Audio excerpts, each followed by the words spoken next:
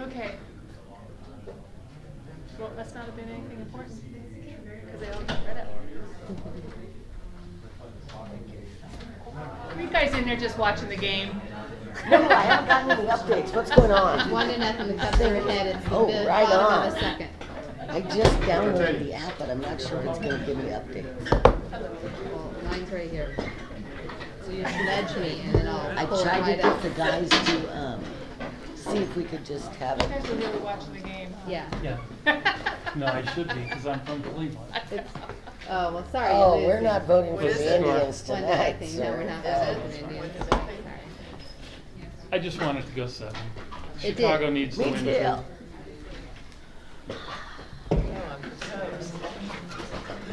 it's the last day of baseball, everybody. All right, boys. Okay, sorry we're late. We'll call the meeting to order.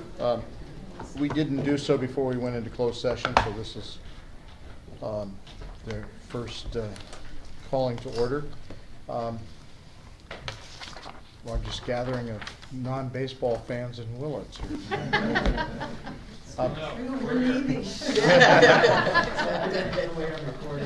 So we'll move on to agenda approval. Is there any comments on the agenda? Make a motion to approve. I'll second it. Okay, any comment? All in favor say aye. Wait. Oop. I need to pull B1. I wasn't there. Okay, Very good.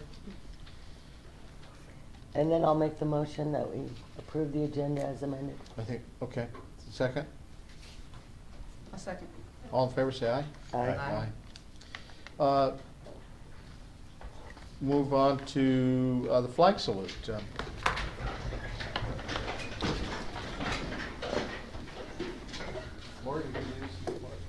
I pledge allegiance to the flag of the United States of America and to the republic for which it stands, one nation, under God, indivisible, with liberty and justice for all.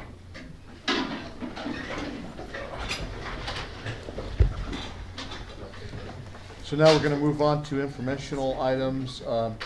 Organizational meeting in December.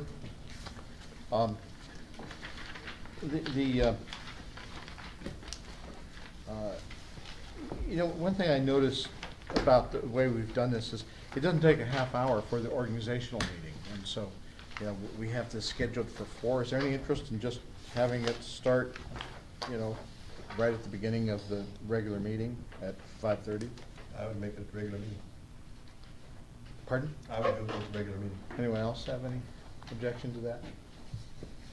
So we won't have a special meeting at 4 o'clock. We'll just have that be the first item on the regular meeting agenda for the meeting on Pearl Harbor Day next month.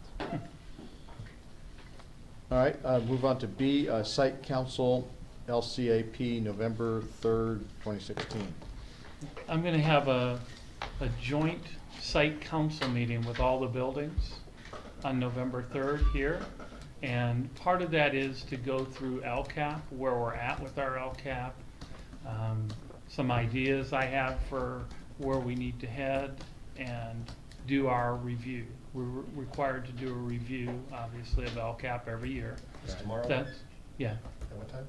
at 3:30. 3:30. And so I'll do the LCAP review. I also want to lead that into the site councils, because ideally the site council should be talking about district goals and where we're headed as well. And things in the LCAP directly impact each one of the buildings. And so at 5 o'clock, we're going to do a required Title I parent meeting. It's an optional meeting for parents, but it is a requirement of Title I funds, is to have a parent meeting available to parents if they want to talk about policy and practice of Title I. So that's tomorrow here. Okay. And number C is board meetings at school sites. I didn't have anything in my That's me. packet. Oh. That's me. Traditionally, what's happened is you've had Blosser students come here, Bechtel students come here, that kind of thing. I want the board to entertain the idea of doing one board meeting a year at a site.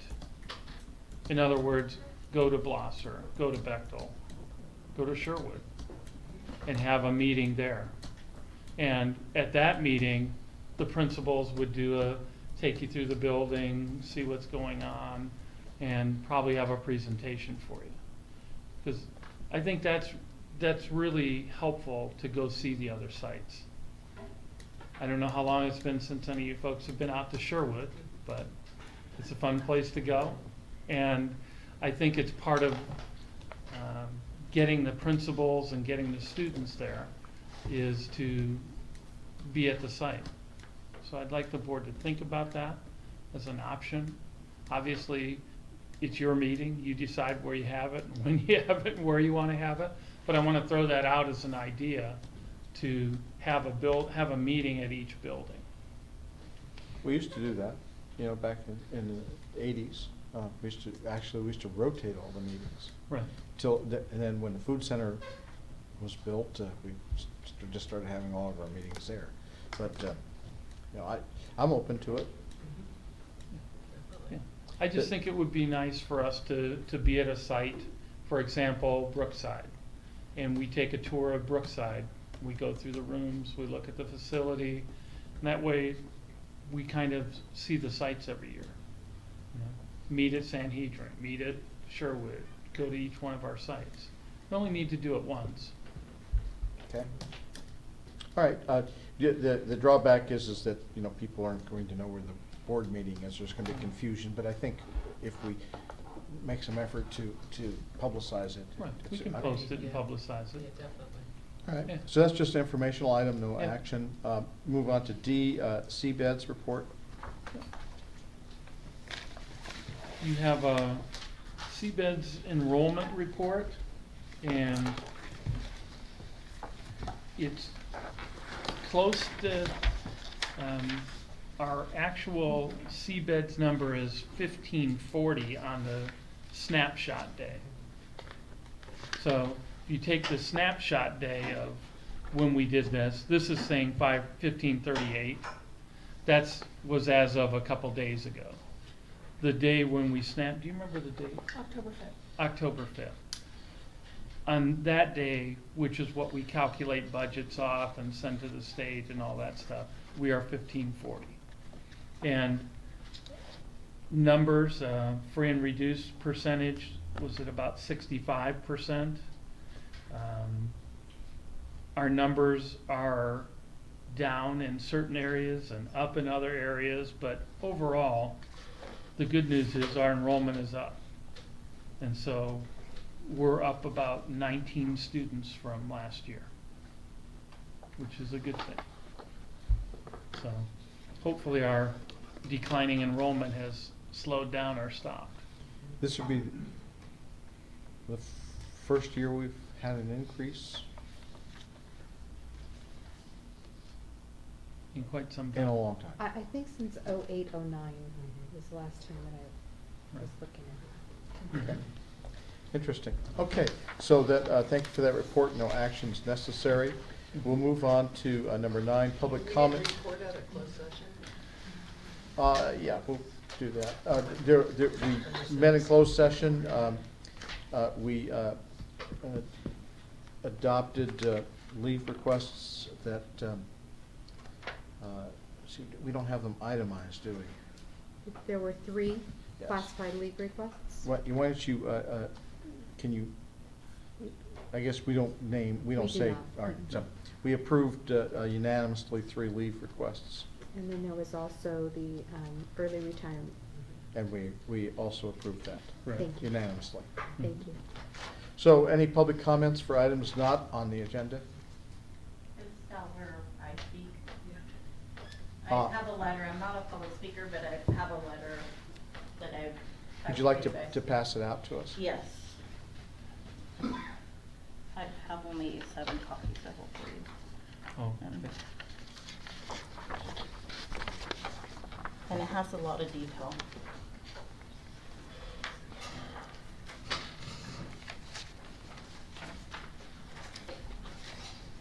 Have, so you've have you addressed this to the principal?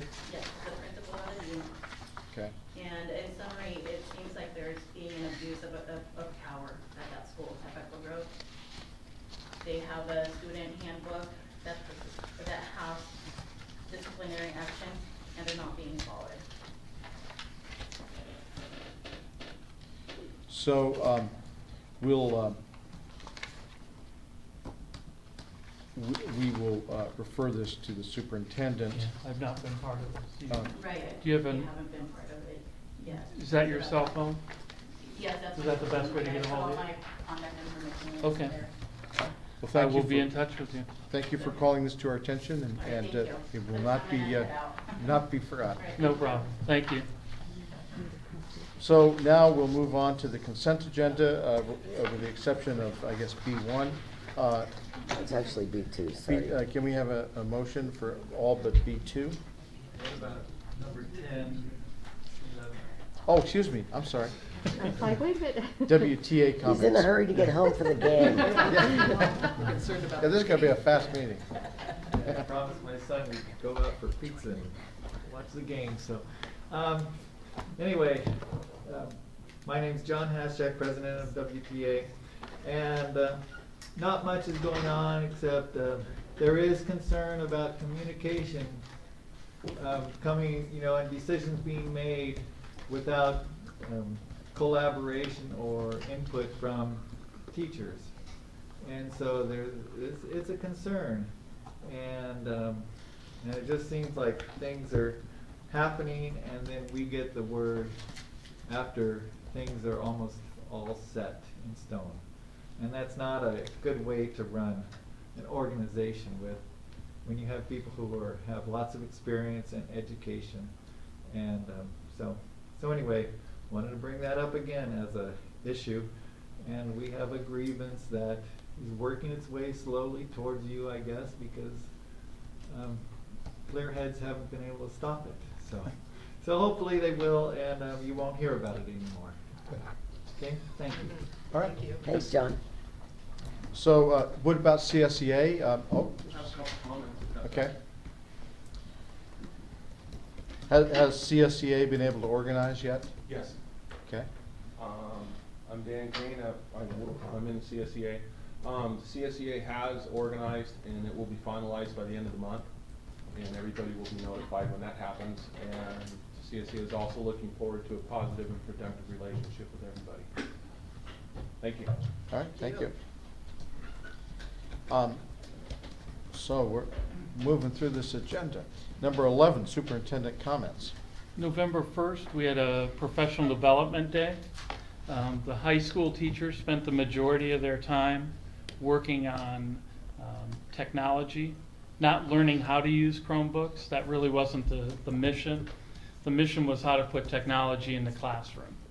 Because they don't need to learn how to use a Chromebook. They have a laptop they use. But we talked about what the Chromebook can do, how the students can use them, and what are ways we can help to engage the students using them. So it was very productive. At the middle school, they focused on a lot of things. The primary thing we focused on was high school readiness standard, making sure that middle school matters and having a standard that says this child's ready to go to high school. Because that's really important, that if they struggle through middle school and don't get what they need, high school becomes very problematic because it's about credits and enough credits to graduate. You don't get passed on from high school. So we have to have students who come ready. K-5, we did a lot of work with our new ELA program in both buildings. Special education teachers in the secondary were working on Read 180. And in regards to professional development down the road, those are some of the things we need to work on. Those are ongoing things. Our ELA series at the elementary is going to take more than a couple days of in-service. After they do it for a while, they have lots of questions near the end of the year and mid-year. So I'm looking forward to that continuing. So that's it for now. Thank you. Any questions? Well, move on to board comments. Maybe start with D'Artagnan. I have the, did you want me to present? I have a presentation prepared. Actually, I don't know, Is do that we have a okay? place on the agenda for you? So why don't we have you do that now? The presentation? Yes. Okay. Do you have it somewhere? Yeah, it's on my email. So I'd have to sign in to, Okay. Do you have it in a PowerPoint or a yeah, slide? it's in Google Right. Slides. Okay, does that mean you're taking over my computer? That's okay with you, yeah.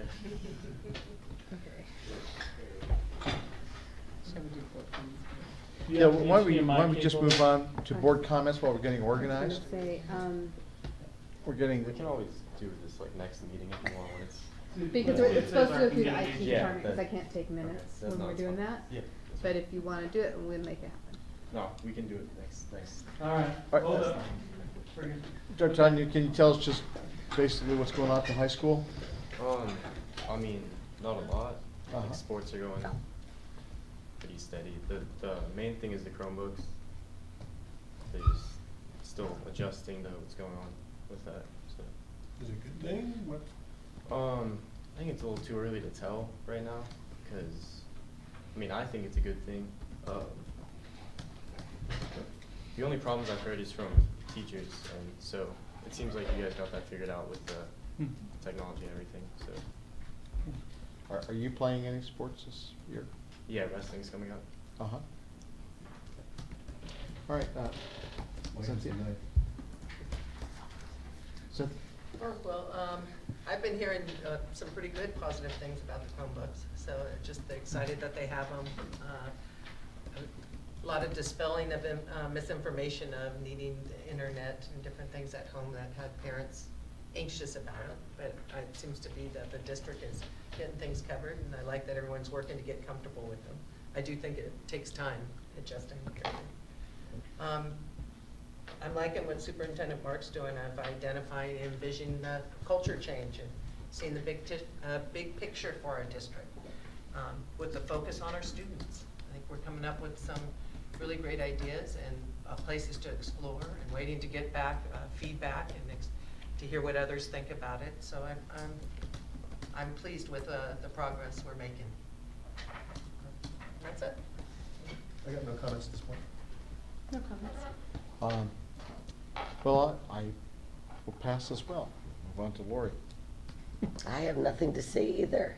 You Things- better write that down, because the only board meeting Lori has had nothing to say. I just Well, observed wait till that we get in a little things more. must be moving a lot more smoothly lately. Okay. No comment. We'll now move on to the action discussion item, public comments on consent agenda items. Any comment?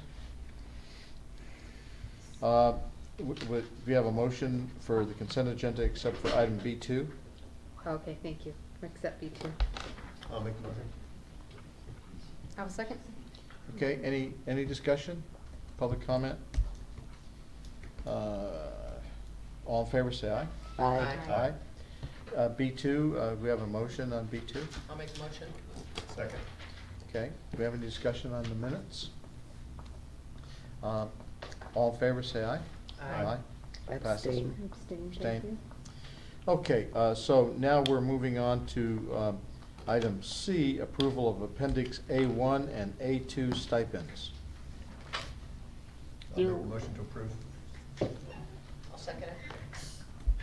Okay, could you provide a little bit of background? Sure. In the copy you got, after they made the final agreement, the section in the back, the stipends for extracurriculars, were missing some things. There was an agreed upon document with the numbers and names on it of positions that didn't get put into the one that you had approved. And it included moving from 13 to 15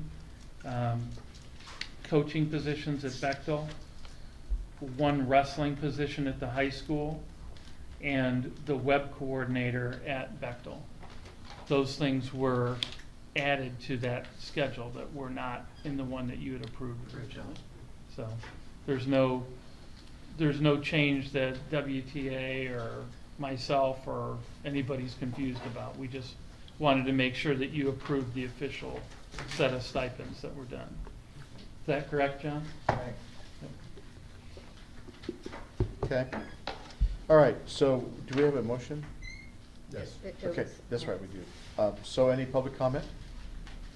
Well, I just like to, Yep, fine. I just like to say one of those coaching positions at Bechtel Grove allowed them to have a cross-country coach this year. And so I think that was a good thing for the school, and so that came out of negotiations. Thank you. That was a pretty, the cross-country Bechtel was really cute. I think their longest run was down to Rite Aid to get some ice cream. And, the Good kids, for them. It was great. They all really enjoyed it. Especially at the end. Yeah. Okay, so without any further comment, all in favor, say aye. Aye. Any opposed? None, so that passes. Moving on to approval to surplus items from Bechtel Grove Middle School. Yeah. Mark? There are just some, they were basically some broken hurdles and standards and things that maintenance looked at. The high school couldn't use them. They're just things we need to get rid of. We have to clean them up. They're not usable. They're beyond the value of fixing and replacing. And so there's nothing of significance there. But our process is we have to surplus them, and we don't just take them and throw them out. I'll make the motion. I'll second. Okay, any public discussion? Yes, Sabrina? Is there anything that would be of value to the nonprofits in terms of the surplus of items? Dan, did you go through that stuff too, with Bechtel? What room? No, it was, There's a list in here. it's a list. It was like hurdles, high jump poles, box of old trophies, springboard basketball hoops, a chalk marker, a rack, and 2 stereo boxes. No, I didn't go through them, but I'd be willing to go through them to see if anything's surplusable with any of the local people. The other school sites, I guess the high school came by and there wasn't, Yeah, it was all I'd be willing broken. to see if they can use them with someone else. Yeah. We did that with the light bulbs and stuff from here, so, and it went to a lot of really good, dedicated people, so. So this is the first step in being able to dispose of this property to other entities. So Sabrina, you would be able to come look through this if you wanted to, or any other entity within the area would be able to. But it's first has to go through this process before we can offer it out to anyone else. Okay. So, thank you for bringing that up, Sabrina. So we'll just move on to the vote. There's no other public comment. All in favor, say aye. Aye. Aye. Any opposed? Now I understand E and F we might want to table those, is it? No. No, E okay. is fine. Okay. It's E is F. approval of agreement, major facility repairs in the city of Willits. And that, Mark, why don't you provide a little Sure. bit of background on that? Well, fairly confusing in our district. We have 3 joint facilities that are somewhat on our property but not ours. For example, Bechtel Grove Gym is a city-owned facility that's we use. The pool is also a joint facility that the city is the owner of, as well as the tennis court. Most of that ownership revolves around being DSA approved or not DSA approved. And so the Bechtel Gym, as we've talked about multiple times here, has a significant roof issue that we have to fix. 80% or more of the use of Bechtel Gym is us, not city usage. And so I've asked the city to look into getting it done. They had 3 bids from contractors, and our agreement with them would be is they would contract to have the service done and we would repay them for that service. But it's a safety issue, and as I've said before, if that roof starts to come in, we have a multi-million-dollar problem, not a $107,000 problem like we have right now. And so they have done those bids, they are ready to award that bid, and they can start at any time. And they're waiting for our board to approved that we will reimburse them for that expense. The only question I have with regard to the roof is we're entering the rainy season, and it's Mhm. not the rainy season when we typically do roof work. Right. Is this a project that we're gonna be able to be done during the rainy season per se? Yeah. They need 4 dry days. That's what they're saying. The temperature's not a factor. They need 4 dry days. And so they're going to make sure that they look at their work and make sure they get it done during those times. But my concern is just the opposite of the rainy season, that now that the rainy season's coming, our problem could get dramatically worse. And so, this is gonna take a boatload of our deferred maintenance money, but it's money well spent. That we have to have a gym for PE. With a roof. With the roof, yeah, that helps. I'm impressed that you were able to work out an arrangement with the city. A lot of times these types of issues have languished for a long time, so. Do we have any public comment on the item? I do. Yeah, yeah. Does the arrangement with the city fixing the roof have anything to do with removing the trees that are helping to cause problems with the roof? Yes, sir. They are, Cool. I believe there are 5 trees, but part of that is, we did that with the understanding that if we took a tree out, we would replace a tree. And that is part of the bid and part of the project. After all, it is Betco Grove, so we kind of have to have a grove.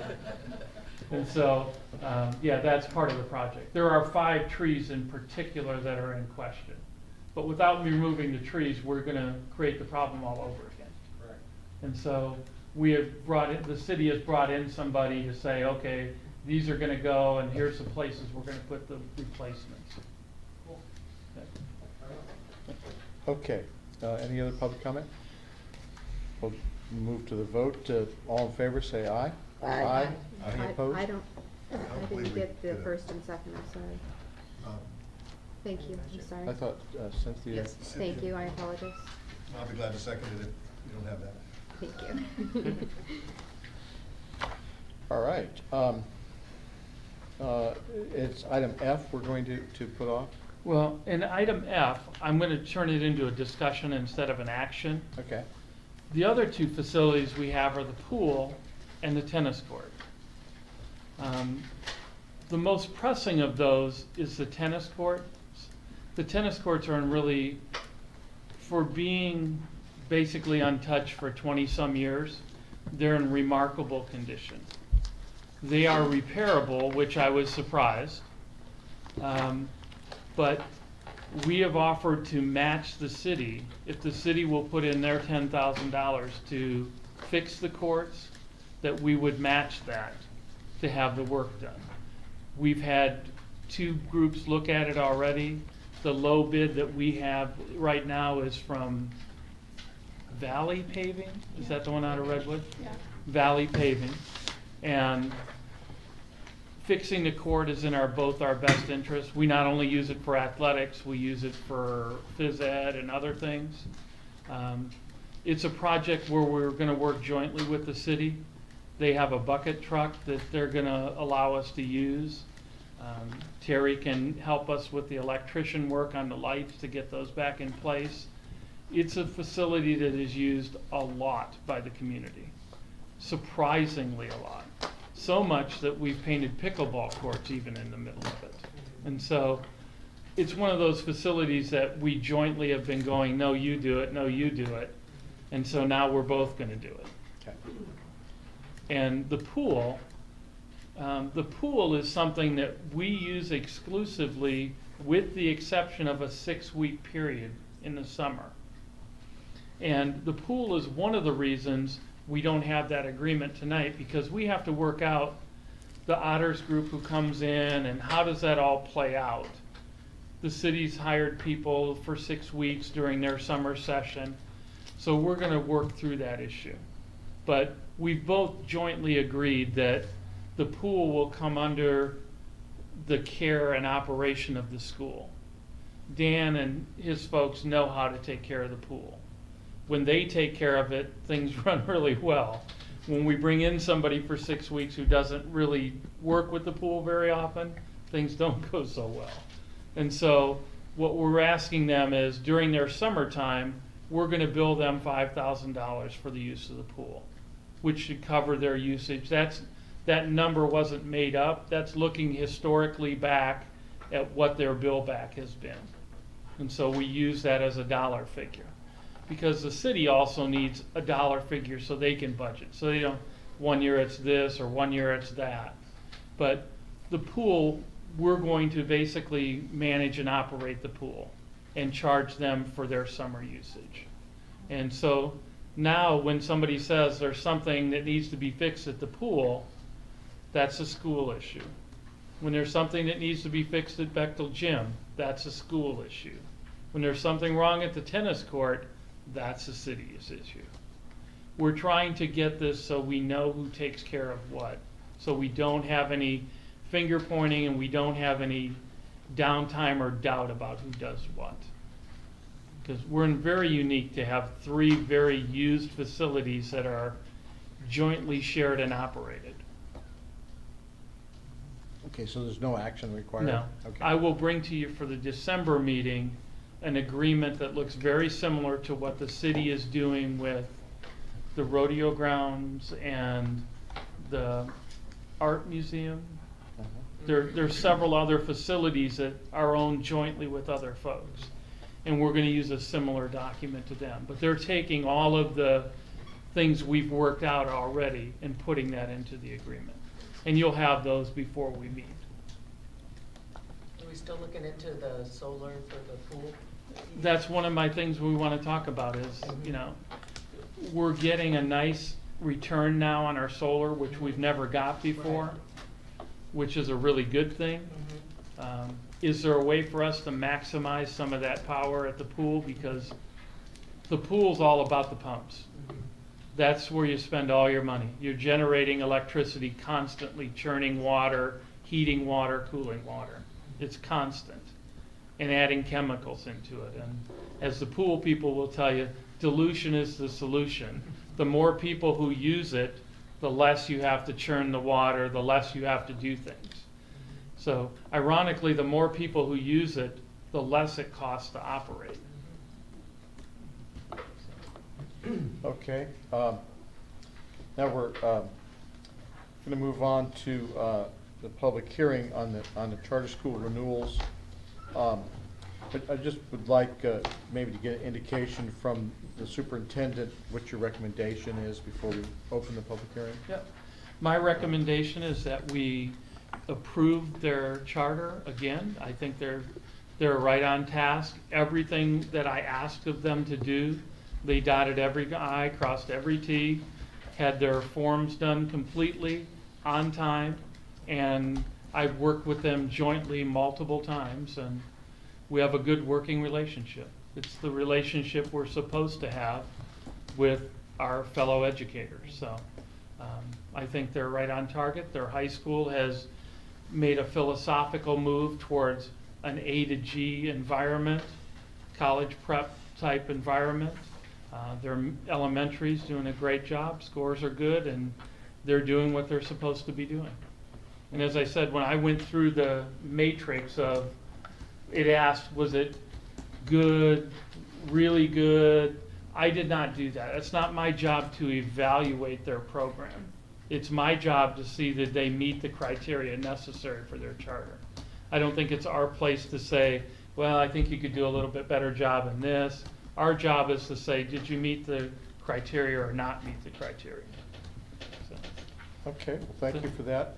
We'll now open the public hearing at 6:08, about the 4th inning of the World Series. What's so the score? Last I saw was 1-1. So do we have any comments for the charter school renewals? I'd just like to ask Eric to comment. And I did all the talking for your charter. I want to make sure you get a turn at bat. Well, I really have to say we're really enthused with the new superintendent, you know, and really, it's the first time I felt like as a you know, we have problems as a community that we'd love to work together to resolve, or not resolve, but to, you know, work for what's best for the kids in this community. And, you know, I feel like things are in place with the school board and the superintendent to do, you know, things jointly and really make this community better. An example of that is one of the parents of a charter school child asked me whether there was any hearing and vision testing, and whether we could use if there'd be some sort of a sharing program. And Mark is going to work on trying to see if there's any need for any collaboration on that. Yeah. It's a service we pay for, and they come here, and it's pretty simple. Well, anyway, we, you know, obviously we're hanging fire here. I mean, you know, and but it's good to have a school board that you know is our friends in the community and stuff. Well, thank you. So, any other public comment? We'll close the public hearing at 6:10. And we're still in the fourth inning. I'll make a motion. Well, now we go on to H, which is to approve the renewed charter, Willits Charter and Willits Elementary Charter School. Do we have a motion? Cynthia just made Cynthia it. just Okay, did. do we have I'll a second it. Second. Do we have any public comment?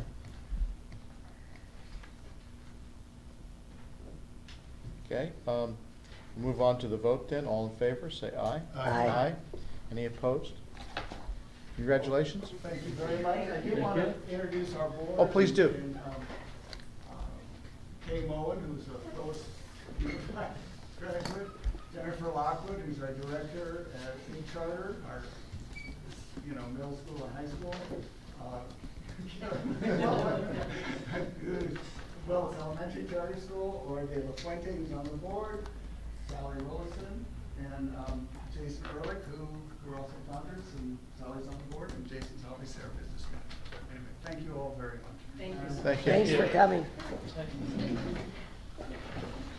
Oh, and Audrey and Audrey and Mother Ashley. All right, thank you very much. 5 years was It's fine. 5. Okay, number I, approval of no charge policy for winter athletic events, 2016-17. I'll make the motion. Mark, you have a little introduction? Okay, and we have a second. And I want to bring this up, and I'd like to vote the board to take action on it, because I feel real strongly about this. In another district, I've done this as well.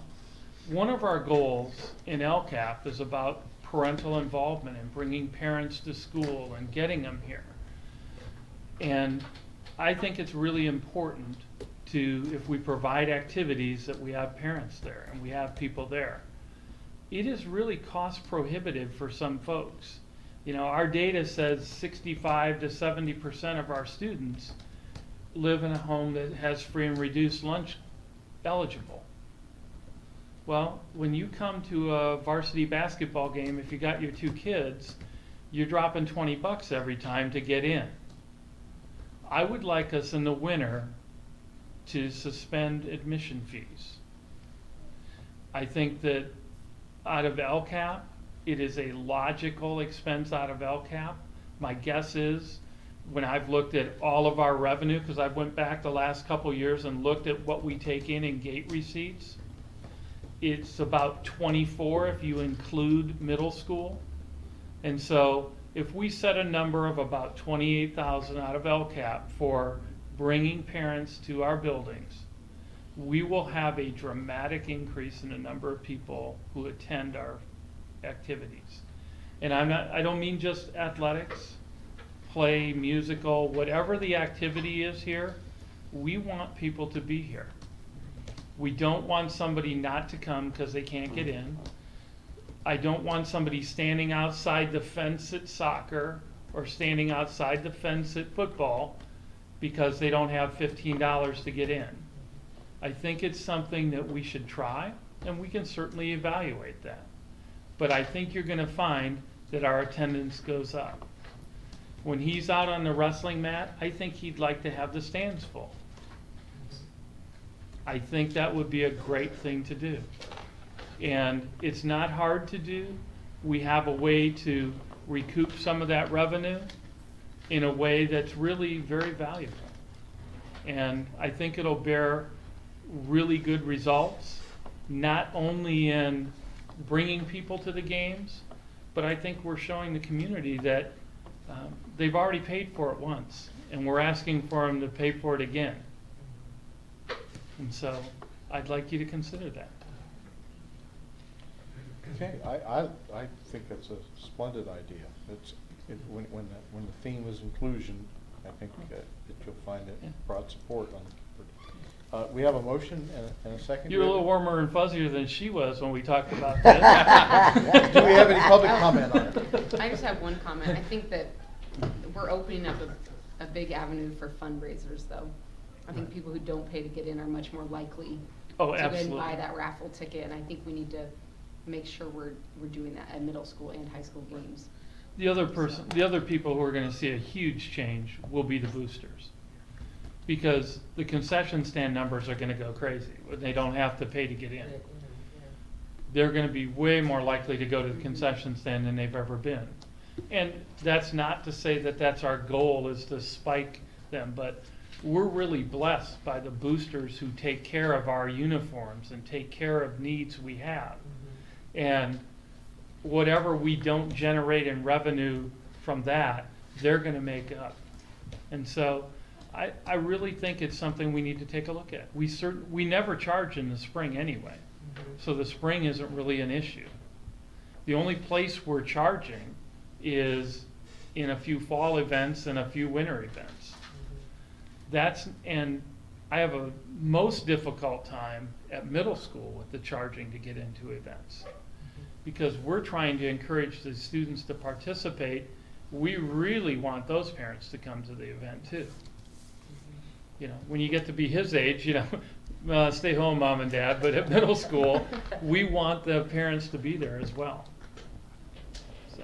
Feedback I got too was that, especially in families with more than one child, that even if it's an hour they have in town between doing something and a game's going on, that their other student is playing, and they feel more comfortable just to show up for that hour if they're not paying that fee. Right. That deterred them before, and I thought that was a good way to look at it. Because they didn't buy it when I said I was stopping in for 10 minutes to watch the game. Yeah. I had to pay. Yeah, exactly, right? And I have seen this work before and work really well. Nice. There are very few things that everybody in town, you can say to, hey, come to the basketball game. Nobody's going to say, yeah, I'm not going to pay $20 to go see you don't have to pay $20 to the game. We want you there. This is your school. These are our kids. This is our community. Come to the game. All right. Any public comment? Sabrina?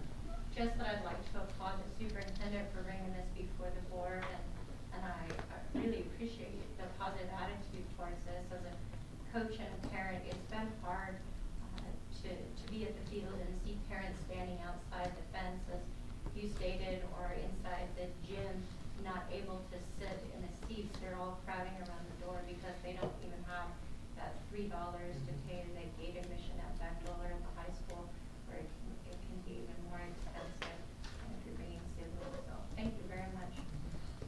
Okay. Anyone else? Okay, we'll move to the vote. All in favor, say aye. Aye. Any opposed? It passes unanimously. Next item is approval of Wilkes Unified Transportation Athletics.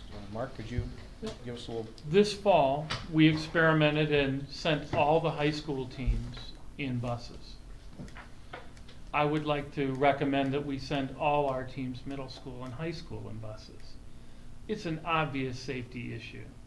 We have great bus drivers.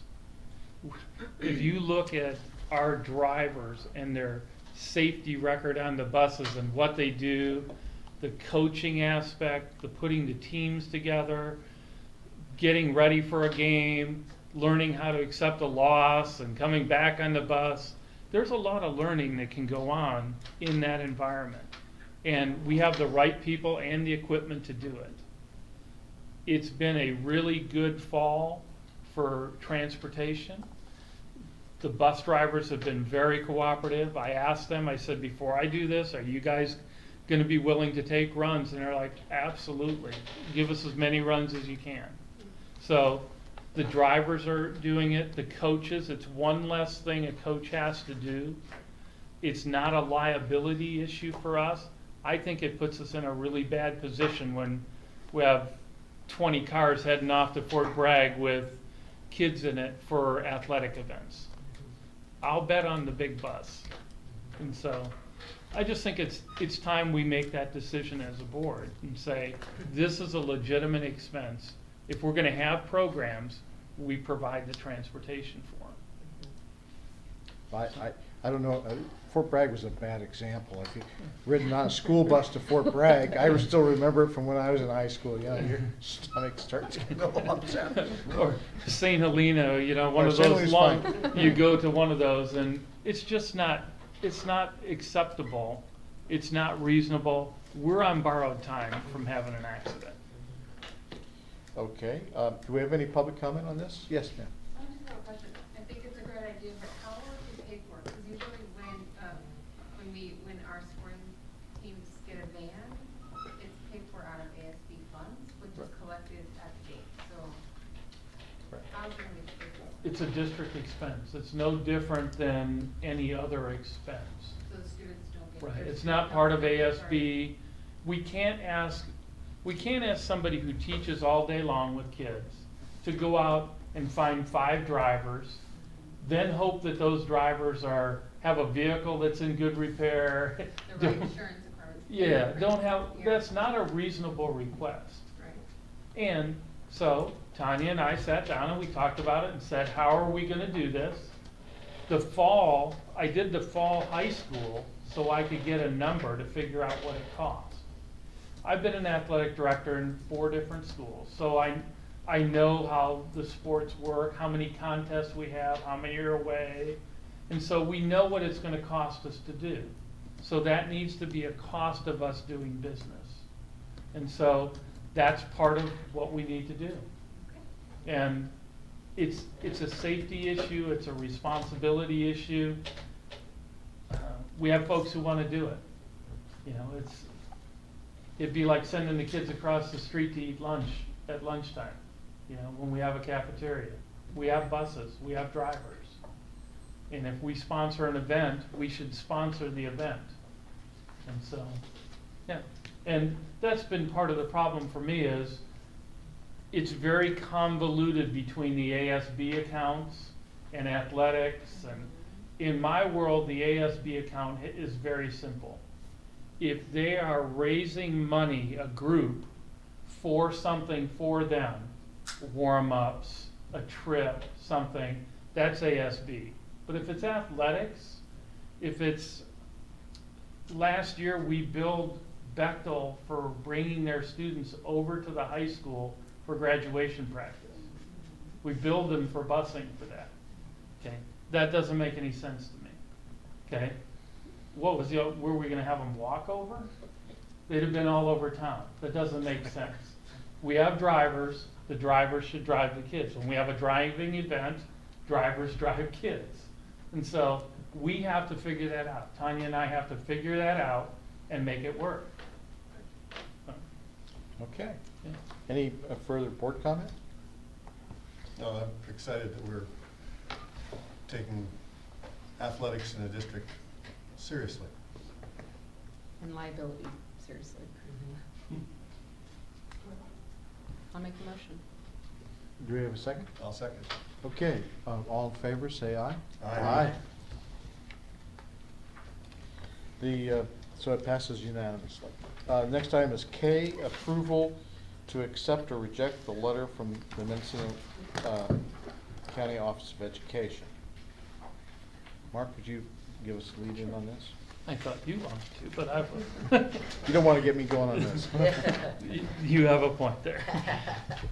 We received a letter from the county office talking about our financials, which they are obligated to do. They used the date of our last year's audit to make projections for the next 3 years out. They didn't use where we're really at in our first interim. And so they projected a deficit spending in the third year and put a qualified status on us, which we're not. And so board members want to make sure that we send the correct message. And so we kind of have a plan. You're going to take some action on the letter that you got from the county. And Tanya and I have also talked about, well, what's a logical thing to do? For me, a very logical thing to do is in 2 weeks, our auditor's going to be here and they're going to do our audit from last year. They're going to do our end of year audit. They are totally independent. They have no connection to county, state, anybody. They're going to do an official audit. We're also going to have them look at our first interim and give us a board report. We're asking them to come to our December meeting and actually give us a financial status report. They'll present the audit, but I also want them to present our current picture and our current status. Because what I don't want to happen is what happened last year, where we felt like nobody knew our exact picture. I think we're in pretty good shape. We know where we're at. And I think that the audit's going to approve that. And I think the audit's going to set us in place to say, here's where you're at, and here's where you can go. I think it's nice to bring in an independent source, not obligated to paperworks and dates and times. We want an official, independent resource to say WUSD is here financially at this point. Yeah. I have a couple of comments. For one thing, I fully support this. I would support rejecting this letter pending that report. But there are two things. I think the most important thing is that this board needs to get correct financial information, and I'm not so sure that the information that's come to the board over the last many years has not been, have a political tone to it. And for me, I'd like to just see something neutral and from an auditor. The one thing that bothered me about this letter is that there were some education code sections in here, and so I looked them up, and I found out that what the county is indeed required by September 15th to issue a report on our budget in accord with the state review guidelines. And this letter doesn't follow any of those guidelines. And when I looked at those guidelines that are published by the Department of Education, they're basically pretty easy to follow, and I think they provide very good information. For example, one of the questions is, has the ADA projection in the budget had a variance of more than 5% for the past 3 years?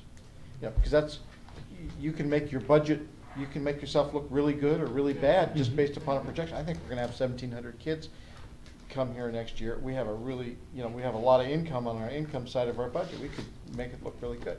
And so it looked to me like what the guidelines are designed to do, and there's about 5 or 6 of those kinds of things, and variance between ending balance and closing balance, essentially designed to get a read on how accurate the budgeting has been. Because basically when we sit down to decide whether we can spend money or whatever financial decision we make, it's based upon our budget. And if the budget's a little bit, and if there's and I think there's been a tradition, or at least going back many years, that the budget's done a certain way, and there's conservatism. I understand conservatism. You've got to be conservative when you budget, but you also have to be accurate. So I would like, our auditor to just maybe look at those state guidelines, there's just 7 of them, I think, and just see, I mean, it might cost a little bit of extra money, but I think it would be important information for this board and public to have, Mhm. to see whether, get our financial picture more in focus. Mhm. So the standards that you're talking about, those are reported with your interim reports. Each time I provide an interim, the standards and criteria in the back of the report, that is all information that talks about all of those variances. If your variance changes on your salaries with plus or minus 2%, or your ADA projections, or all of that information is provided to you. All of the assumptions and projections are in each one of those budget documents that are presented. First interim, that information will be there? It's all at the It's back. always there, yes. So when we're gonna get the first interim? First interim is due, it'll be the second board meeting, I don't remember the date, in December. It's our second board meeting. Is it the 14th? Maybe it's the 14th? 14th? Yeah, that's a budget meeting, and that's also when we'll have the auditor there. Okay. So the Yeah. interim period ended on Monday, October 31st, and then I have until the 15th of December to have that done and turned into the county office and to the board. What I understood is that this function by the county office is to review those criteria, and Yes. I don't see any of that here.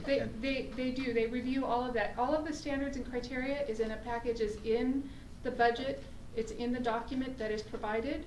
And I don't have one here to be able to show you, but it's in the back of it's in the back of each document. The only one that doesn't have that in the back of the document is the unaudited actuals. And that's because you end the year, this is what it really is, this is how it ended, so there's no assumptions to be made. But all of the other budget reporting periods have assumptions that have to be made, and standards and variances that have to be reported on. And all of that information is in the back of that report. So our auditor won't have access to that information if they The come. first into this? interim? Yeah. Yeah, you will. Yeah, well, Okay, well? Yeah, you will. Okay. Yeah. Yep. First interim for this year or first Yes. interim for This last year. Okay. Yep. All right, well, is there any public comment on this? Alex has. Paula? I just have a question. Is the auditor the same as always, that Christy White from Southern California? yes, we are still we have, Contract. 2 more years, I think, of our contract with them. Okay, well, in the past, they've had a real issue with just taking whatever the district gives them and sort of rubber stamping it and then sending it back. So are they gonna, and I only say that because when there were mistakes made in the district office, so did the auditor make the exact same ones. And when they were called on it, then they'd say, oh, well, yeah, we'll look into that. It took them 3 years to straighten out a problem that occurred 6 years ago. So I'm real concerned when it's that same company. If they're gonna be real thorough, that's handy, but if they're just gonna take your report on you and say, this is a They don't good take one. my report, they take the DAT file, which is the actual financials, and they do their own evaluation. Okay. Having litigated municipal accounting issues for 10 years, I'm familiar with that process, and those kinds of mistakes can happen because what they do is they do a sampling. They don't look at, the audit doesn't look at every number and It's chase not forensic. every receipt, but they do choose at random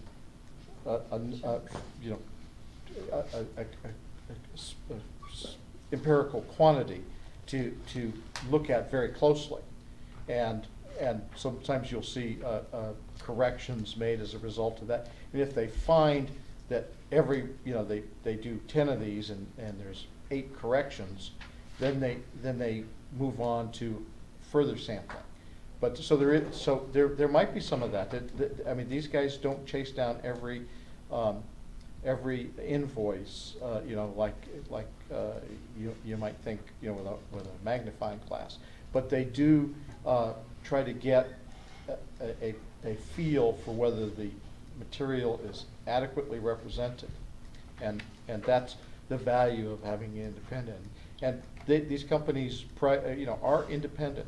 They do view themselves as not just accepting what they're receiving. In fact, their job is if they're the ones that get egg on their face if they accept what the district gives them and there's something massively wrong.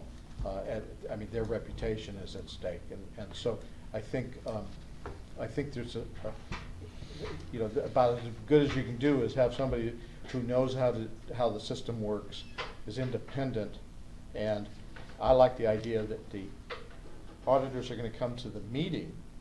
We've not had them here before, and that's, you know, so people, you know, you're going to be able to see the audit in advance, and the public's going to be able to ask questions as well. So this will be a first since I've been on the board, is having actual auditor sitting here. In all my public entity clients, it's very common for the auditor to appear annually, and it's sometimes it's probably the time when you get the best picture, or the board gets the best picture of what's going on, and the public. And the other thing that he's doing is, he or she, I don't know if it's a male or a female, but the other thing we're asking the auditor to do is to not just do last year's July 1 ending. We're asking them to review our first interim, Okay. and how it relates to the end of the year. Yeah, because that's, you know, that's it. Sabrina, do you have a comment? Yeah, I have a question about the assumption in here about the ADA. I know that we've had declining enrollment, but I'm wondering if we've hit a plateau with that, because it does reference the, let's see, for the 2016 adopted budget, it projects 1.3% decline in ADA for this year, and then they're saying 2.3. But are we finding that true with the enrollment numbers so far for this year? Our first interim will fix that, because our enrollment's actually up slightly. Because I felt as though it was higher. I'm seeing class sizes are larger, kindergarten enrollment is up, and so, you know, that 1.3% and that projected out next year 2.3%, that in an overall budget can be a significant number. And that was based on long-term trend. And this is, our ADA is up, which is a good thing. That helped adjust the first interim. And so, you know, we're hoping that there's a trend of upward enrollment. You know, but 1 year doesn't make a trend, so we'll see what happens next year. Hopefully we'll. I'm hoping we've hit that plateau now. So the numbers that were used in the current year budget, those are numbers that were based on what we had when I built the budget in May, and the end of June, or part of June. So that's what the numbers were. We didn't have, it was surprised, we opened up school and look at the enrollment that we have. So those numbers will be revised and increased, you know, and extrapolated out, you know, for projections for the multi-year. At first interim. Yeah, I work in the private sector, and I'm finding that enrollment in those early ages that will eventually go on to Brookside, our numbers are exceptionally high right now. Good. Yeah. John, you had a comment? Yeah, I talked to our CTA staff person, and they have a program where they can analyze the school district's budget and look at what's being forecasted and what the actuals come out to be. And he's done that in the past and showed how the variance between those. And so I asked him if he'd be willing to work with the auditor and to help facilitate, you know, if the number crunch. And he said, yeah. So. Well, usually the auditor wouldn't want to work with somebody that has an advocacy role, but you know, certainly, you know, it shouldn't be that the bargaining unit has information about our budget and we don't. So I would like to have I'd like, you know, if you do have information like that, to figure out a mechanism for it to get to the board, so just for us to look at it and see if it raises questions for us to ask. I just like the idea of greater transparency all the way across the board. The debt files, all of the interim reports, all of the budgets, the files, the same file that I provide to the auditors, the same file I provide to the state. CTA and CSEA both get that file. They do every year. They request it and they get that every year. So they have that information. I think it's important that we all be on pretty close to the same page of what the financial condition is, and I think we'll all be better off if we are. And I hope that a few little adjustments can improve the situation. So This back is to the not letter. helpful. Yeah. So, If I may? Yeah, would you have a comment on the letter? Yeah, a little bit. Correct me if I'm wrong in terms of chronology here, but, having read the letter, the county takes a look at our financials based on a snapshot in time. Yes. And at the time the county was making, or writing this letter, we had, at that point in time, we hadn't reallocated about $700,000 of one-time monies. Since that point in time, we've moved that money to places where it made our budget look a whole lot better than it did before we moved that money. Now, I understand this letter was based on snapshot in time prior to us making those adjustments. So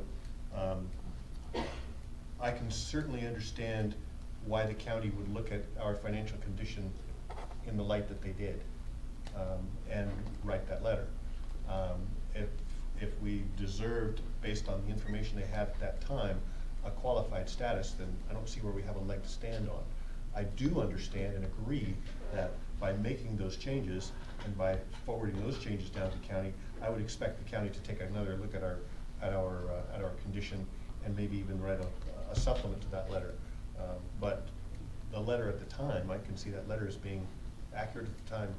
Actually, On behalf of the county. one of the things that was frustrating to me was that in September, we adjusted our budget, and they wouldn't look at that information. They decided to go upon our May budget, which we knew was not a real picture because we didn't have time for our June budget to get it adjusted to what we were actually doing. What I also ask is, what is the real issue here? I mean, the county issued a document based on a snapshot in time at the time they had the material that they had. When this rolls around again, the county's gonna get another snapshot in time, and hopefully it'll be significantly better. In fact, even the letter talks about the fact that we've made some significant adjustments, and are appreciative of those adjustments. Whether or not we're qualified or not, is that gonna make a big difference in? I think it's symbolism. And its symbolism works both ways. When we're getting documents that say your budget is qualified, your deficit spending in the third year, that's symbolism. And sends, I think, the wrong message if it's not true. And so what frustrated me about this letter is it was dated September 15th, and it could have said, we're aware that on September 3rd, you adjusted your budget, and that there's a recognition of a much higher ending balance than you expected, and that this $40,000 deficit, $43,000 deficit in the third year is totally erased. To allow this letter to go out and saying you're qualified is, I think, misleading, and I think the symbolism is important, and I'm not so much interested. I don't think they're expecting us to accept it or reject it. This is just their opinion. But I think that maybe instead of accepting or rejecting it, we ought to just defer action on this until we get the report in December. That makes And a lot more perhaps sense, send yes. the information, and once we garner the information, send it down to them and let them do what they want to. Maybe they'll want to send a revised letter saying, based upon new information, you're not qualified. That'd be pretty valuable information, but. There is no requirement to accept or reject. Right. Rejecting it would be a statement the board would make, but there's no requirement to accept or reject. To be real honest with you, it's not a creative endeavor at the county, because I got my hands on 3 other letters that went out to county schools. They're exactly the same letter. Okay, just slightly different numbers and names, but Right. My guess is that is a generated document. Almost a boilerplate. Oh, it is a boilerplate. Okay. And again, it's all about timing. It's all about what's needed when and by what date and what they're requiring. They're checking off their requirement that, yes, we looked at year-end actuals and this is what we think, you can do it, because you can accept or reject whatever their opinion is. They have no control over the school board. All they are is an opinion group. And we disagree with their opinion, and we'll show them why. I think they could, I think that what's envisioned is that the county play sort of a watchdog role, and that's an important role. And I think that they're not taking that role seriously. I think that what they're doing is following a line of putting out a presentation that's much worse, very conservative. Let's put it that way. I think at some point, we don't want to have conservative or liberal financial data. We want to have close to as accurate data as possible, and that's really. When somebody says, "Well, gee, I'm looking at your budget. I'm going to be very conservative," I don't think that's appropriate. I think they should look at our budget and say, "Here's what we think your financial condition is." And so I think they're abrogating their duty a little bit here, and it's a tradition of conservatism, and what drives it. I'm sure that it's lost in time because they've been doing it year after year after year for 20, 30 years. It's kind of looking at your Visa card after you got back from a big family trip. Right. It's not going to look like that in 3 months. So what I suggest we defer this until after the December meeting, and John? Oh, I agree with that, but I'd just like to thank you for your comments on that. We've been saying that for a long time, and I've had these discussions with other chapter presidents from Mendocino County, where we're in a new age where we have a real teacher shortage. And when we have a county office that's intentionally kind of depressing the ability to negotiate reasonable contracts, it's creating a real crisis in our schools because people aren't coming here. And we've got a shortage already, and when they don't come because of, negotiations are kept down because we're getting these, qualified status or being threatened with state takeover when we have a $2 million, unaudited, reserve.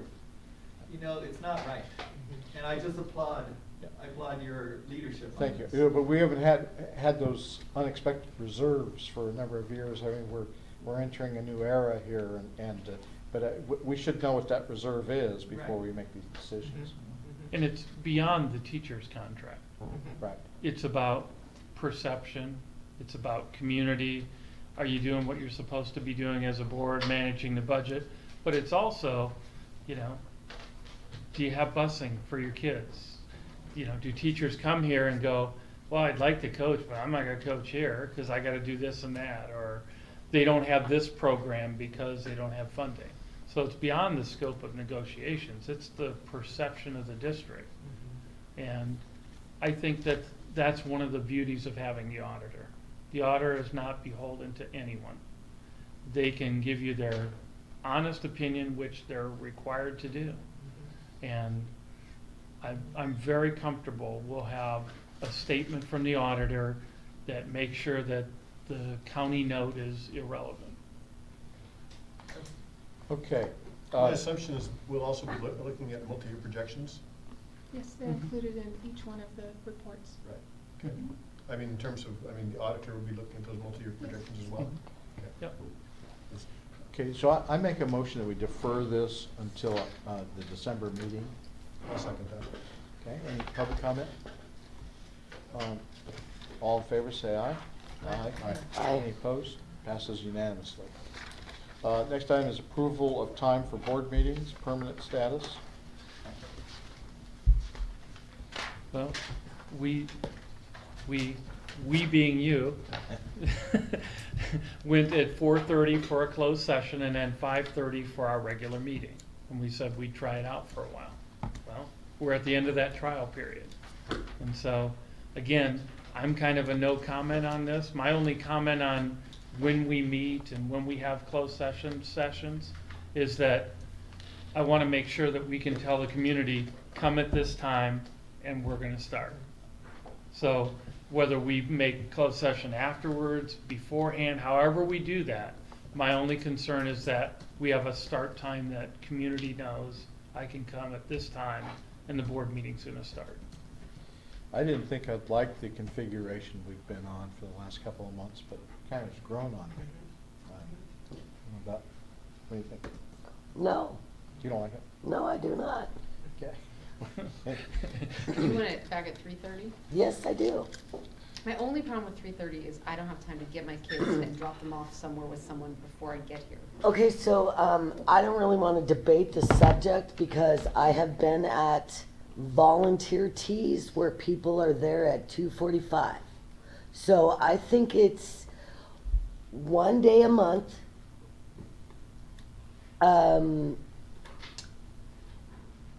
We are all able to rearrange our schedule when it's convenient.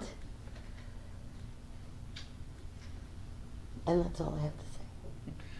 That's why I'm not part of this. You can make them at 7 at night for all I care. All right, so, I personally have found that the schedule we've been on for the last 3 months has been working out. The meetings have gone, we're getting home a little bit later, but, I too have trouble getting here in the middle of the day. John? I'd just like to say, I like starting this part at 4:30, because it's a little closer to the end of the school year or day, and that teachers can come more easily. Yes, sir. My comment was similar.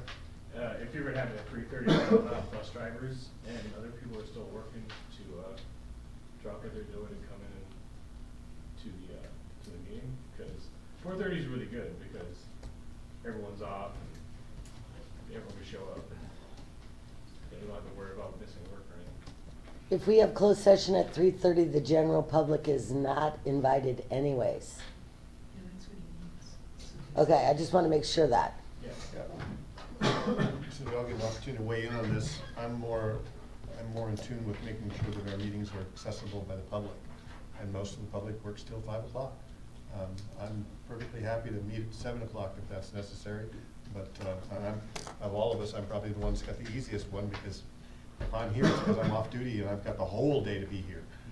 But I'm in favor of meeting at 5 or 5:30 with the general meeting, and I don't care whether we have closed session before or after. I can go either which way. I know work really likes this later, the 4:30. Gives them giving time off, so that hour somehow makes a difference. Well, okay, it seems like we've reached a very clear consensus. Do we have a motion? Paul? I was just gonna comment, in case you're not all aware, the site council and PTO, et cetera, meetings, they all start at 3:30. And that we have plenty of people, at least at Brookside, which would seem to me the most difficult because their kids are so little, they attend without any issue at all.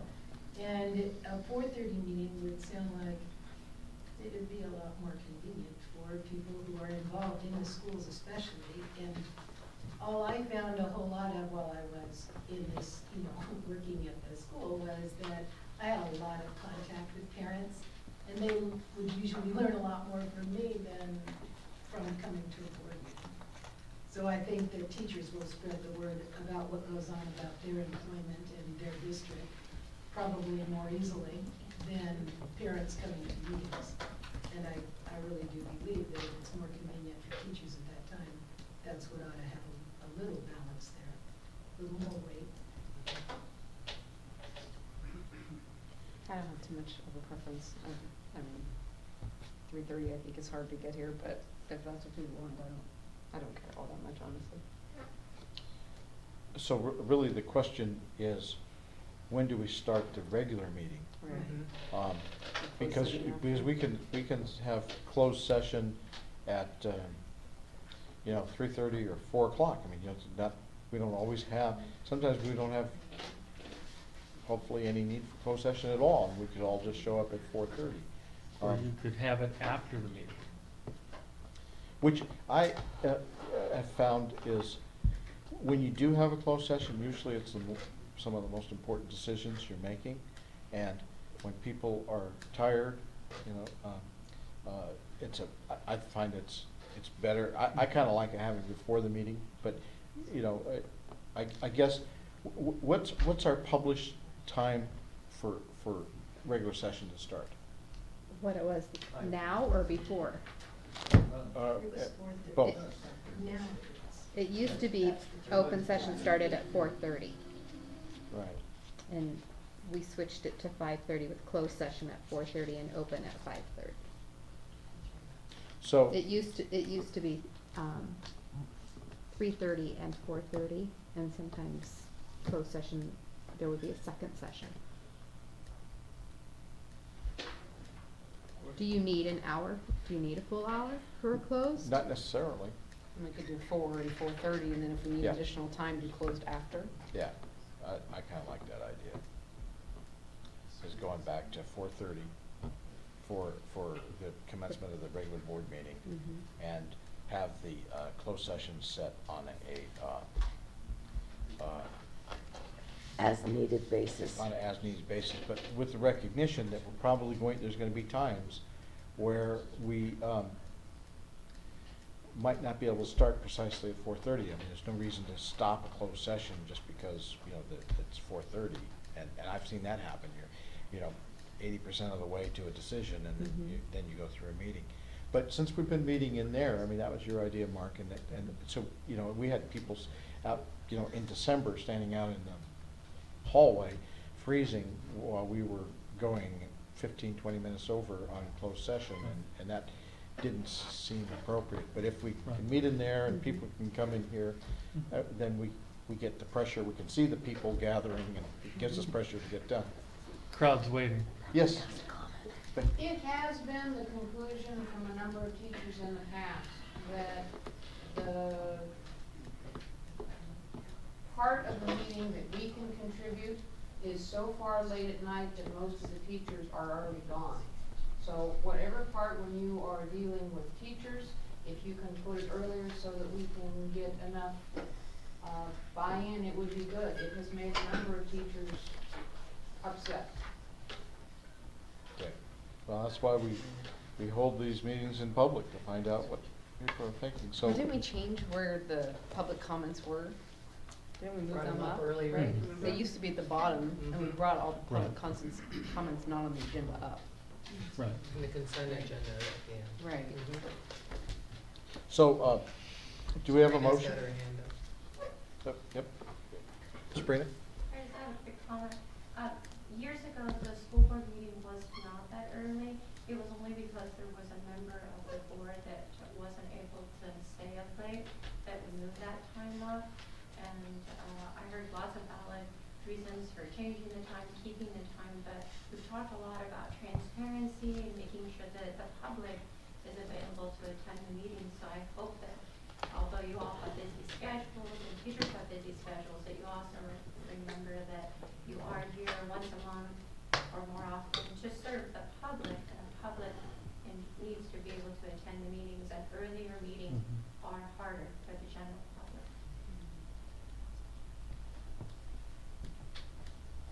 Yeah. So I come from a world where the board meetings were always at 7 p.m. Always. Yeah. And that's late in California. Yeah, and then I remember school board meetings where we were still here at 11:30. Yeah. Exactly. I'm gonna propose that we, I'll make a motion that we move the start time for the regular meeting back to 4:30 and have, an adjustable commencement time for closed session. I will second that. Any other comment, board comment?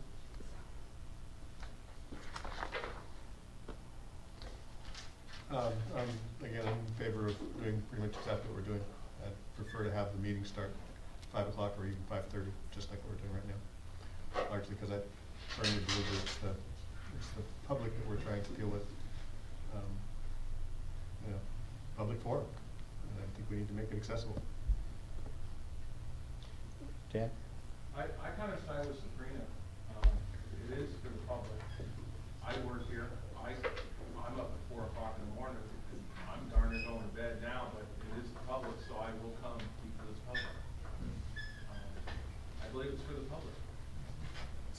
the fact that it is only once a month, and as a general rule, that's truly the case. Not for all of us, I understand, but special meetings on the side. But again, most of the time, it's once, sometimes twice a month.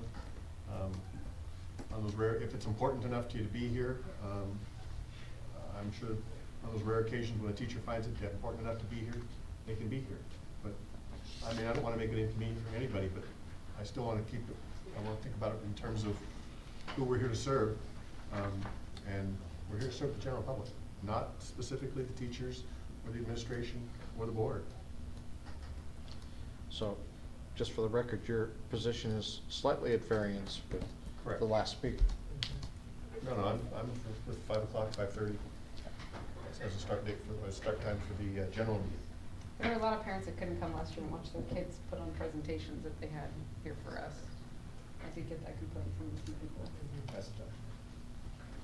So we have a motion and second on the floor. May not pass, but whenever we just call for the vote on that. I have you as the first. I second it. Thank you. Okay, and that is to start the meeting at 4:30 That's and right. have a variable closed session time. All in favor, say aye. Aye. Okay. All opposed? Nay. Nay. So we'll entertain another motion. I'd make a motion for the general meeting to start at 5:30 with a closed session to be as variable as, like you suggested. Do you have a second? I'll second it. Any public comment? Paul? I just wondered how you've noticed the ratio of public members coming to board meetings compared to employees in the district coming to board meetings. Do you have kind of, do you find it like 2-to-1 community shows or anything like that? To base it on the convenience of who's coming, so you've had years of past attendance, have you noticed a particular ratio or a percentage or something? I mean, just to validate your comment, I'm just curious. I'd say that the majority of the people attending the meetings are school personnel. I mean, just look around. Well, yeah, that's kind of what I wondered. You know, Yeah, and that's, you don't see a lot of parents come to school board meetings. They come to site council meetings and those types of things. But the policies here are a little more, less directly related to kids, and it's more related to administration. And so you don't see the parents as interested in that.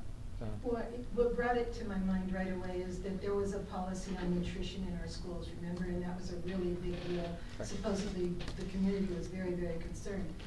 I had a number of people would come to see me at the school about what did the board decide. I sent out notes telling people the board was gonna decide, come to the meeting, and I still found a whole lot of employees and very few members of the community. And so that was just, that especially hit me because I thought that's something people should really care about. I mean, it's their kids eating or not eating, whatever it was. And that's why I wondered if maybe there were some sort of ratio or balance that I missed, but my balance, my thoughts were the same as yours, that it seemed to be more employee oriented, not just teachers, but classified and, newspapers and stuff that need to show up, but more so than people in the community because. Becky? I will tell you that we have had on numerous occasions a bunch of teachers that showed up and they sat in here and waited for several hours and left before they had an opportunity to say their say. So that has happened more than a few times. Yes, ma'am? I wondered, what kind of advertising do we do for the community for board meetings? Is it in the paper? Beyond maybe it's on the website. I'm not sure if we advertise in the paper to let the community aware of when the meetings are so they could plan to come. I can answer that. I fax the agenda to the public library, the city hall, and I also email it to all staff, faculty, newspapers, and There are a number of community members. yes, there are. At least on the one that I get, Yes. it's just listed. Website. Yes, and I also post it on the website.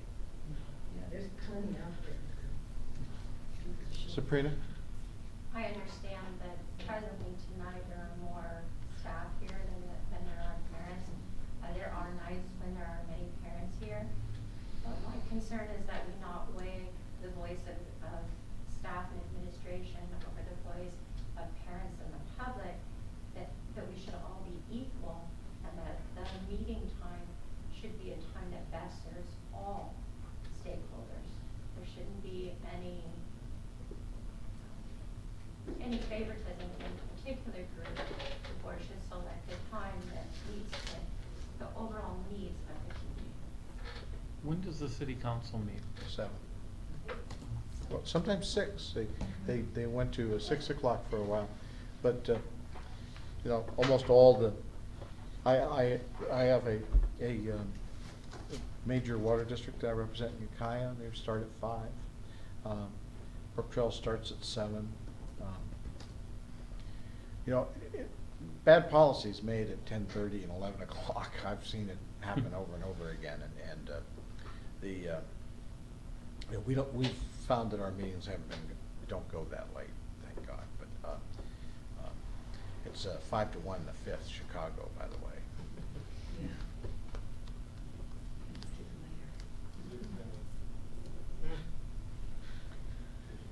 Paul? Well, I agree with the idea that a lot of parents and kids might like to, well, parents might like to come later. You know, it's streamlined, so certainly that allows you that opportunity to stay home. But we have lots of teachers that are community members. Most all of the teachers in this district, and a large number of them have children, and what goes on here affects them as a family as much as it affects them as an employee. It just, I wouldn't hope it was extra weight, that I have been misunderstood, but I do hope it is a serious consideration. So do we have a motion? We have a motion on the table. We do. That has been seconded. Would you entertain an amendment to the motion that we do the same thing we did with this configuration and have it on a trial basis for 3 months? I think that's. Yeah, the motion was to keep it, right? My motion was essentially to keep what was going on right now. Okay. So what I'd like to do is Look at it again in look 3 at it months. again, because it generated a lot of comment, and there might be more Certainly. comment to come. Sounds good. Okay, so we'll treat that as an amendment. I don't know who. I told Trina this was gonna be the longest item on the agenda. I couldn't have picked that. So, Really blown So away. we're not making it a permanent status, we're continuing. right. Thank you. Reevaluate again in 3 months. Okay, all in favor, say aye. Aye. Aye. All opposed? Nay. Any abstentions? We'll move on to M, approval of resolution 2016-17-7, sufficiency or insufficiency of instructional materials. This is just going through our materials every year to make sure we have what we're supposed to have. The one thing I want to point you to is the flex books that we're using in 6th, 7th, and 8th grade. And they are used in the science curriculum, and they are books that are loaded onto the hard drive but have hyperlinks in them for students to go there. And we're piloting those, and it's great material. I mean, it's right on target, created by California teachers. It's where we need to head, and the middle school's really kind of taken the lead in the digital textbook. And so, you know, I'm hoping that we get to the point of our rollout of 1-to-1 where we get to the 6, 7, 8 being in a 1-to-1 scenario. So this becomes the norm for us. Okay. And so, but other than that, we're addressing all our material needs. I was looking at some of the editions, the year of edition, for example, some stuff dating back as far back as 1999, 2000, 2001, 2003, and yet in other areas they are current editions, if you will. At what point do we look at those older textbooks with the idea of moving on to something more current? We rotate. Yeah, there's a rotation. I'm not sure it's been followed. I think there's been some squeaky wheel that gets involved in that. We do have to look at the textbooks. A lot of it's driven by curricular change. Like the move to Common Core changed tons of textbooks. There's a next generation science content standards that are coming out. That if California adopts those, that's going to require another set of changes. Textbooks are one of those things that is an ongoing expense that we have to try and manage. Some are out of date. It really comes down to, in multiple high school classes, there's a set of textbooks, but they're not used a great deal. They're a reference source. And so in high school in particular, teachers use, for example, in high school English, they use a lot of trade novels and they do a lot of writing. There's not a reliance on a textbook, but they do have one. And so the question is, do we spend money to buy trade books or do we spend money to buy textbooks? The English teachers would probably say buy the trade books because they're more concerned about keeping their reading content where it needs to be. So, yeah, that's one of the things that after we get through the year here, I want to kind of do an assessment about where we're at as we move to digital textbooks. Where do they work? Where do they not work? And what is our sequence? Who's in what place? I don't know, I just look at a 10th grade Oh, yeah. world history book dated 2001. The Been a world's couple changed things a little bit happened. since 2001. Yeah. Yeah. And I would argue that maybe that's not the appropriate book to be in today. And I would tell you that the teacher in that regard is using a lot of current things. The book might be used as a reference source, or it might be used predominantly for historical, not recent history. And again, that's one of the things that the Chromebooks bring to us is an opportunity to enhance our textbooks. And so, yeah, there's a lot of that where they're very out of date. The most current curriculum update is K-5 language arts. I think we need to look at our secondary math series, what we do middle school to high school mathematically. You know, I don't know where that fits in the rotation, but I know where it fits in the priority. Okay, do you have a motion on the floor? What does our action today do? It just affirms the fact that we have the materials sufficient for the Williams compliance, that we have met the criteria necessary to say that we have materials that students need to operate. Yeah, this is much more in depth than any Williams documents that we've seen in the past. Right. I'll Yeah, make and the motion to approve. I'll second.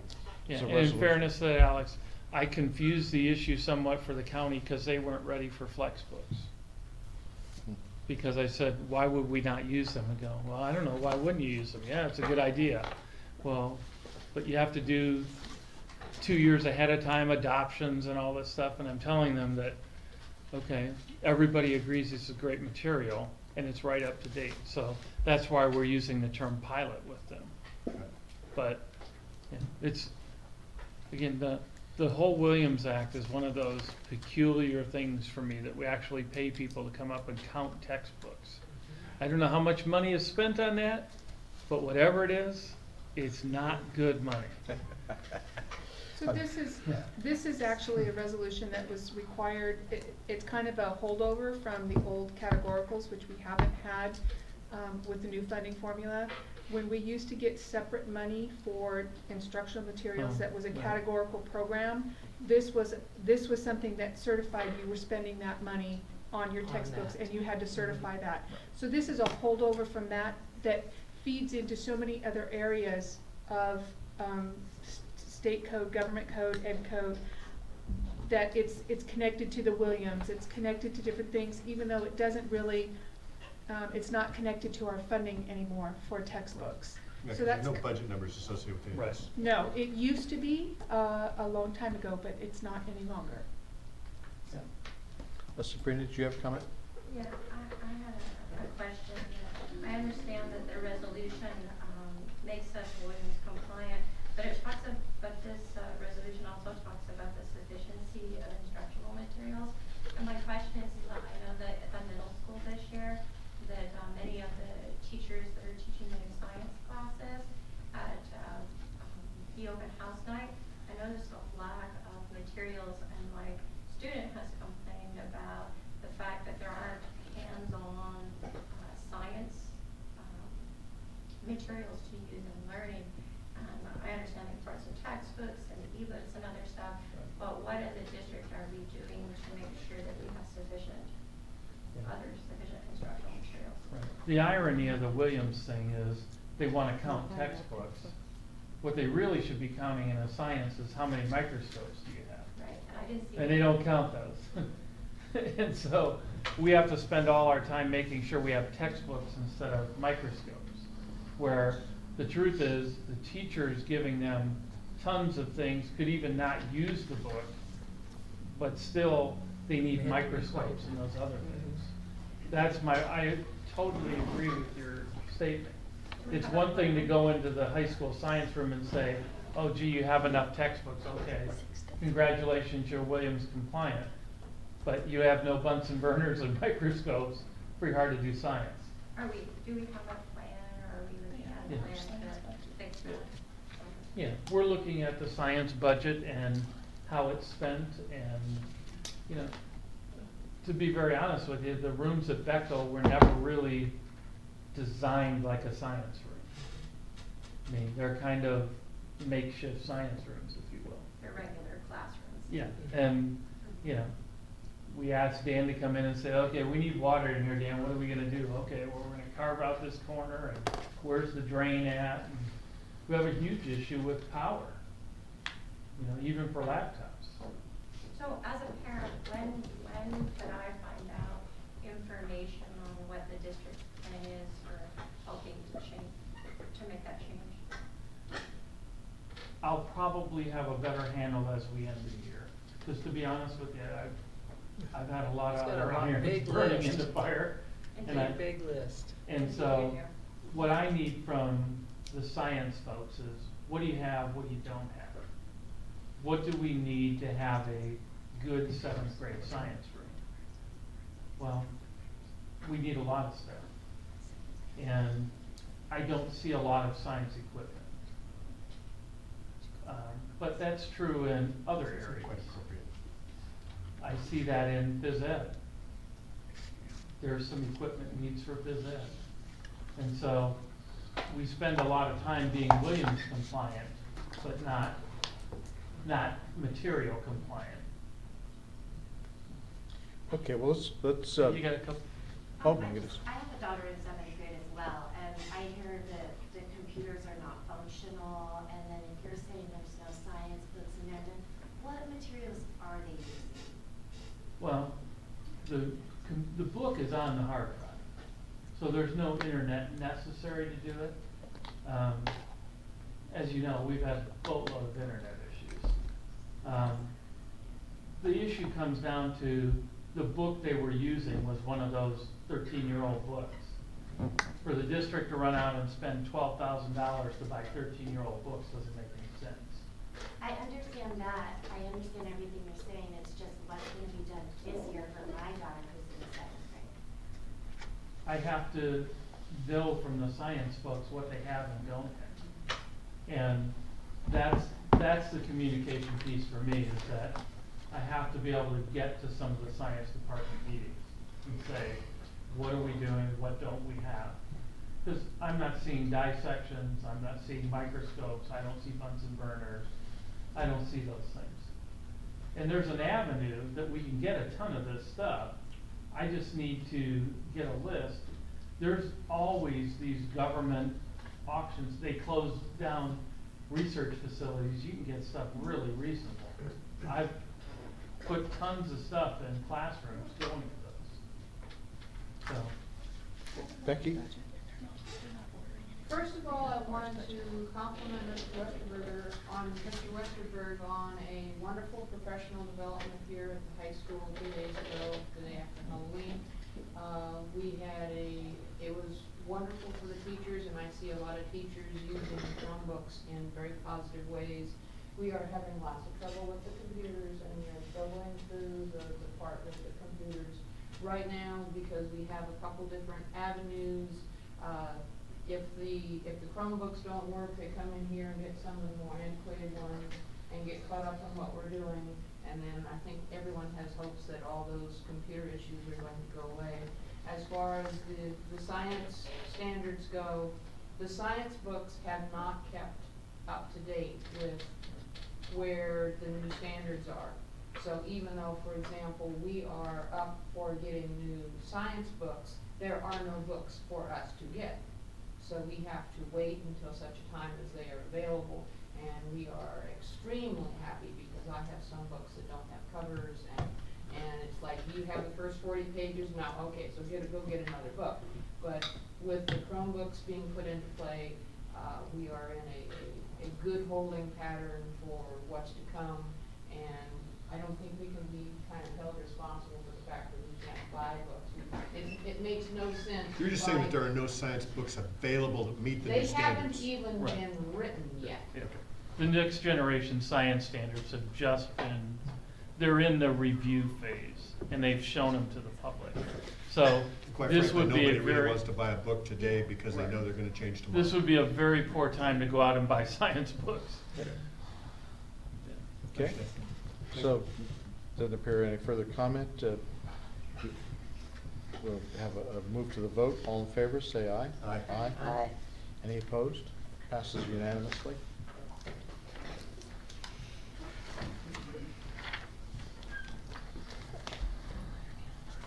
Next item is a second read on Board Bylaw 9222, resignation. We asked for some legal clarification. I understand we got that. Yeah. And It's very clear that in the school and college brief that they put out, I sent you guys, that if you have turned in your resignation as a board member, you can function completely, do everything as a board member up until that time, with the exception of voting for your successor. That's the only prohibited thing that you can do. Doesn't mean you can't say something, it doesn't mean you can't be part of the discussion, you just can't vote on it. So what this policy is basically saying is you're okay to vote except for on your replacement? And it's following state law, which I think is stupid, but it is state law. And it is So good to I'd get it like settled to now. point out that the last board member that left the board voted on her replacement. And so we didn't have the benefit of a board bylaw at that time, and now we do. And this is a revision. And that's why we're This is new. Yeah, by state this, law. this just came out from, school and college just put out this based on this new school code change. They So just put it what would out. be, where would be the benefit for the board member that's resigning to give you a 60-day leeway? Well, So I'm just pointing those things out. If There it's wouldn't be the a law, vote. it's the law. Yeah, no, this- And I don't see any reason why to have a vote on it if it's the law. well, it's a board policy. Because we don't get to, Well, our- change the our laws. bylaw is out of date, so we're bringing it in conformance to the law. So, we have, do we have a motion second I'll on make this? the motion to approve. Sabrina, give Can I you, ask a clarifying question? Is this board revision in regards to a resignation? Because I'm not aware of a resignation or somebody who voted on their replacement. But this is a change in board policy that will, if I was to resign as a board member, as an example, I could say I submit my resignation that's gonna be effective February 1st. But it's a resignation. Correct. Right. I would be resigning, and I could actually post date it so that I would continue to function as a board member until the date of my resignation that I've set. And it'd be, once I've submitted it, there's no bringing it back. That's also part of this board policy. The only thing I would not be able to do between now and my actual resignation date would be able to be voting on the individual that would take my seat. And the reason for the change was they wanted boards to be able to function even though they had a pending resignation. And they also wanted people, if they were going to resign, to do it as soon as possible and post a date out there to give you time to find somebody else. That was the point of the change. And it just brought up a bunch of discussion about, well, what can you do and not do. And so after our board meeting, about a week later, I got a news briefing from school and college, and it was addressing the exact issue we were talking about. So we're not the only ones having the discussion. Just like we're gonna not be the only ones having the discussion about board elections falling on even years.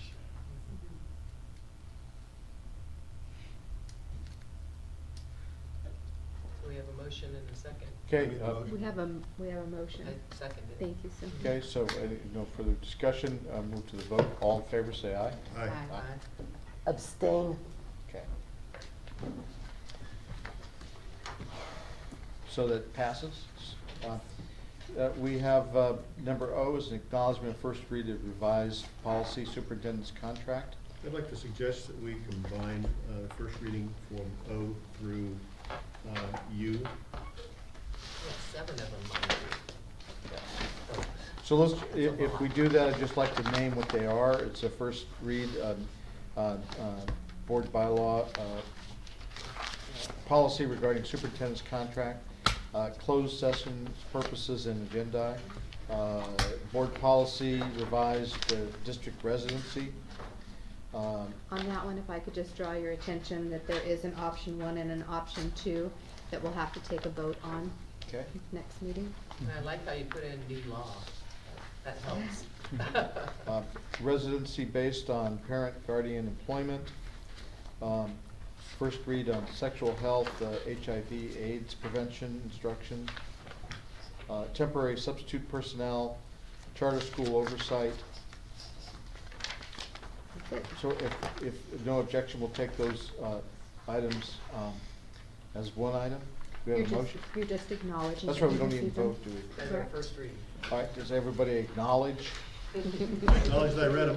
All right, any public comment? I just have one, I want to make sure that one of the things we're going to have a lot of discussion about is terms of board members, because it is now public act about becoming even year elections. Yeah, and so we're going to have that discussion about they want everything on an even year. And so that will impact length on boards.